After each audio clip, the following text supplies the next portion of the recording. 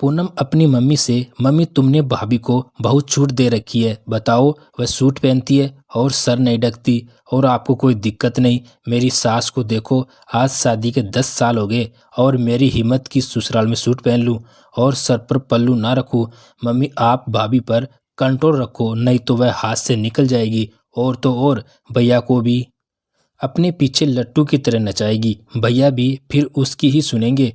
पूनम की इन बातों को सुनकर उसकी माँ कहीं ना कहीं उसकी बातों में आ रही थी। आज सीता को तैयार होने में देर हो गई, जिस कारण नाश्ता भी देर से तैयार हुआ, जिस वजह से सीता की सास ने आज नाश्ता ना करने की ठान ली। इधर सीता जल्दी से नाश्ता तैयार करके सीधे सास, ससुर और ननद को देती है। ससुर और ननद ने तो नाश्ता ले लिया, पर सास ने आज नाश्ता न करने का फरमान जारी कर दिया। उस पर सीता बोली, क्यों मम्मी, आज नाश्ता क्यों नहीं करेंगे आप? आज तो आपके पसंद का नाश्ता बनाया है। क्या हुआ, कुछ बात है क्या? आपकी तबीयत तो ठीक है? इस बात को सुनते ही उसकी सास आग बबूला हो गई और बोली, तुम तो चाहती हो हम बीमार पड़ जाएं और तुम इस घर की मालकिन हो जाओ। सीता ने उनका ऐसा मुंह देख थोड़ा घबरा गई और बोली, नहीं मम्मी जी, ऐसी कोई बात नहीं है। आप गुस्सा क्यों कर रहे हैं? क्या मुझसे कोई गलती हो गई है? उस पर सास ताना मारते हुए, अब इतनी बोली ना बनो बहू, तुम्हें नहीं मालूम नाश्ते का क्या टाइम होता है? और तुम्हें तो शादी हुए इतने साल हो गए, अभी तक टाइम का कुछ हिसाब किताब नहीं मालूम हुआ क्या? उस पर सीता बोली, मम्मी सॉरी, कल आपके बेटे को पेट दर्द हुआ था रात में, इसलिए दवा देने के बाद जब आराम मिला तब सो पाए और सुबह नींद नहीं खुली। कम से कम उसकी दुख तकलीफ की खबर तो हमें होनी चाहिए। मान लिया तुम दोनों की शादी हो गई, सुख में हमें नहीं पूछते, पर कम से कम हमारे बेटे के दुख तकलीफ तो हमें बता दो। सीता अपनी सास की बातें सुन के रोने लगती है। मम्मी आप ऐसा क्यों बोल रहे हो? हमने आपको अपने से कब अलग किया? कहीं भी जाते हैं आप लोगों के साथ ही तो जाते हैं। कभी कोई बात आज तक हम दोनों ने आपसे नहीं छुपाई, फिर भी आप क्यों गुस्सा हो रही है? इसी बीच पूनम, जो सीता की ननद है, वह बोली, तो क्या आप मम्मी पापा साथ ले जाती है तो एहसान करती है? आपका क्या मतलब है? उनका बेटा है, वह उन्हें ले जाता है, आप इस बात का ताना क्यों दे रही है? इस पर सीता बोली, दीदी मैं कोई ताना नहीं दे रही, और मैंने कब कहा कि हम उन्हें साथ ले जाते हैं? मैंने तो ये कहा हम उनके साथ जाते हैं। उस पर पूनम बोली, भाभी अभी आप मम्मी से जुबान लड़ा रही थी, अब मुझसे क्यों लड़ रही है आप? भाभी मैं तो 2 दिन के लिए आपके घर में मेहमान बनकर आई हूँ, आज हूँ कल चली जाऊंगी। भाभी आप मुझसे ना लड़िए। उस पर सीता ने रोते हुए कहा, कहाँ लड़ रही हूँ दीदी, सिर्फ अपनी बात आप लोगों के सामने रख रही हूँ। पूनम और सीता की सास अब सीता की कोई बात नहीं सुनना चाहती और ना ही समझना चाहती, इसलिए सीता ने वहां से हट जाने में बेहतर समझी। सीता के जाते ही पूनम बोली, देखा माँ, कहती थी ना भाभी की लगाम कस कर रखो, पर आप तो बस सीता बेटा करती थी। अब भुगती है, मुझे क्या? 2 दिन बाद मैं तो अपने घर चली जाऊंगी। आपने देखा भाभी कैसे ताने मार रही थी और मुझसे भी बहस करके लड़ने लगी थी, और जब सब अपने मन का कर लिया है तो जाकर बेडरूम में बैठ गई, जिसे घर का काम भी ना करना पड़े और भैया को भी तो रोकर जो दिखाना है। बेचारी कितनी तकलीफ में है, ये नाटक जो करना है। उस पर सीता की सास बोली, सही कह रही हो, आज राजेश को आने दो, रोज रोज का नाटक यहाँ नहीं चलेगा, और ये नाटक करना है तो जाइए अपने मायके जाकर करे। इसके माँ बाप देखे इसका रोना धोना और नाटक। सीता ने अपनी सास की सारी बात सुन रही थी, जिसे सुनने के बाद उसे बहुत दुख हुआ, क्योंकि आज भी बेटी और बहू में का पलड़ा भारी था, पर वह बिना कुछ प्रतिक्रिया दिए चली गई। कुछ देर बाद कमरे से बाहर आकर घर के काम में लग गई। राजेश के ऑफिस से घर आने का टाइम हो रहा था और वह कोई भी अपनी वजह से घर में तमाशा नहीं चाहती थी, इसलिए घर का माहौल को भी सामान्य करने की कोशिश कर रही थी। शाम को चाय के साथ सास की पसंद की कुरकुरी प्याज की पकौड़ी बनाई। सीता के हाथों की पकौड़ी उन्हें बहुत पसंद है, उन्होंने भी बड़े चाव से खाई पकौड़ी, और चाय के साथ सीता की सास का गुस्सा भी जाता रहा। पूनम इन सब हरकतों पर पैनी नजर रखी थी और उसने फिर दिन की बात याद दिलाने की कोशिश कर रही थी, पर सीता ने बहाने से उन्हें रोकते हुए कहा, दीदी शाम को खाने में आपकी मनपसंद पाव भाजी बनाई है, आपको मेरे हाथों की पाव भाजी बहुत पसंद है ना, इसलिए तभी राजेश घर में आता है, सबको चाय पीता और पकौड़ी खाता देखता है तो बहुत खुश होता है और हंसता हुआ कहता है, आजकल सास ननद और बहू में बड़ी बन रही है। माँ की पकौड़ी, ननद की पाव भाजी और मेरे लिए क्या।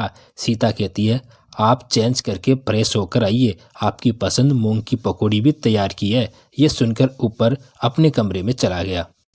पूनम को अपनी माँ पर बहुत गुस्सा आता है कि इतना समझाया फिर भी भैया के सामने कुछ ना बोल पाई। बस सीता ने 4 पकौड़ी क्या खिला दी और ये सीता बेटा करने लगी। ये नहीं सुधरेगी। कुछ दिन बीत गए इस बात को और अचानक एक दिन राजेश के पास पूनम की कॉल आई, भैया मुझे आकर ले जाओ, अब मुझसे यहाँ और रहा नहीं जाता। राजेश ने पूछा, क्या हुआ?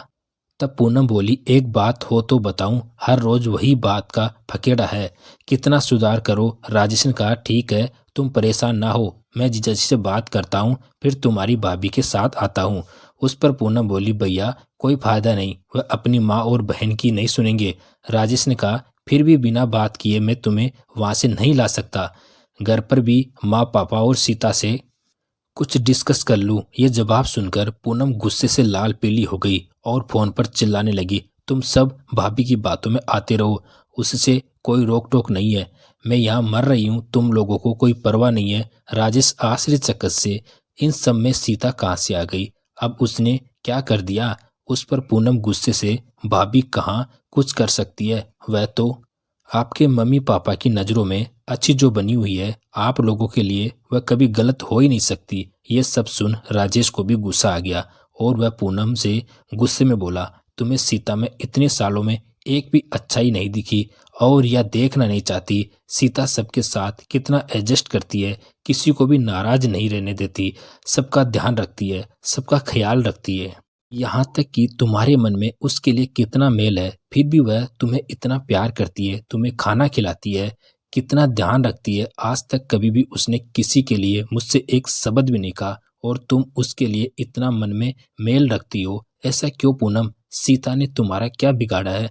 पूनम के पास अपने भाई राजेश के सवालों का कोई जवाब नहीं था, इसलिए पूनम ने फोन काट दिया। आज पूनम मन ही मन में पश्चाताप की आग में जल रही थी कि उसके आने के बाद मेरा अधिकार अपने घर पर खत्म हो गया। उसकी माँ अपनी बहू को ही बेटा कहती थी, वह दूसरी ओर उसके अपने ससुराल में उसकी कोई कदर नहीं थी। वहाँ बेटा तो दूर, बहू का भी पूरा हक नहीं मिल पाता था। ये सब कारणों से न जाने कब पूनम सीता से चिढ़ने लगी थी, बराबरी करने लगी और ऐसा करते करते उसे पता भी न चला और वह अपनी माँ को अपनी भाभी के खिलाफ भड़काने और भाई भाभी में लड़ाई लगवाने की जुगत में लग गई। आज जब पूनम को उसके अपने भाई ने चीजों का एहसास कराया तो पूनम शर्म से पानी पानी हो गई। उधर पूनम का अचानक फोन कट जाने से राजेश परेशान था, इसलिए उसने सीता को फोन कर सारी बात बताई।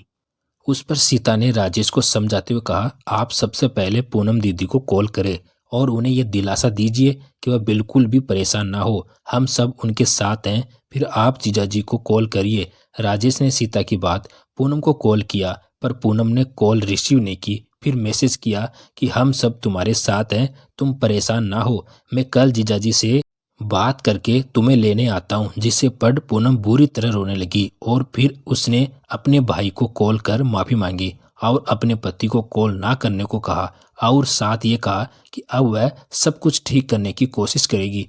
अगर फिर भी कुछ ठीक ना हुआ तो आप सब है ना। फिर राजेश सीता की पूरी बात पूनम को बताई, जिसे पूनम को अपने द्वारा किए हुए बर्ताव के कारण बहुत बुरा लगा। उसने अपने भाई से कहा, भाभी से कहना मुझे माफ कर दे, मैं उनके साथ कितना गलत कर रही थी। पूनम पुरानी बातें बोलकर आगे बढ़ो, पहले क्या हुआ उसे याद करने से कुछ नहीं होगा। सीता के मन में किसी के लिए कुछ नहीं है। राजेश आज खुश था क्योंकि यह सब बातें वह पहले से जानता था, पर वह किसी की तरफ से बोल नहीं सकता था।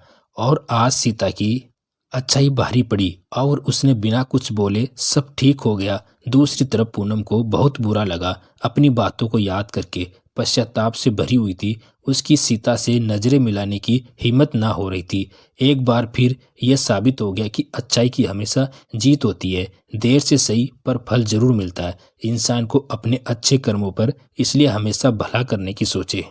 घर में भी और बाहर भी जितना चोट से दर्द होता है उतना तीखे बोल से होता है। दोस्तों कहानी कैसे लगी कमेंट करके जरूर बताइए।